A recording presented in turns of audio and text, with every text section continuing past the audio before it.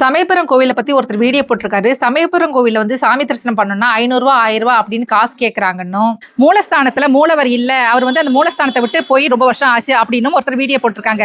அப்படி வீடியோ போட்டது மட்டும் இல்லாம நம்ம கருவறையும் வீடியோ எடுத்து போட்டிருக்காங்க. சமயபுரம் மாரியம்மன் மற்றும் உஜ்ஜயினி மாகாளியை வந்து போட்டோ கூட எடுக்காத அந்த இடத்துல அந்த கருவறையை நீங்க வந்து வீடியோ எடுத்து போட்டிருக்கீங்க.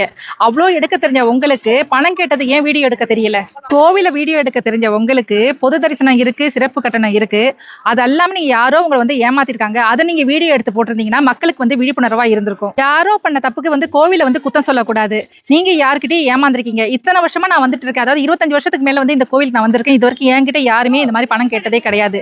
நீங்க ஏமாந்த இடத்துல வீடியோ எடுத்து போட்டா மக்களுக்கு ஒரு விழிப்புணர்வா இது இருந்திருக்கும். இப்போ நான் என்ன சொல்ல வரேன்னா, நீங்க ஏன் கூட வாங்க, ₹1 கூட செலவு இல்லாம சமயபுரத்தம்மன் தரிசனத்தை நான் காட்டுறேன், நீங்க வரீங்களா?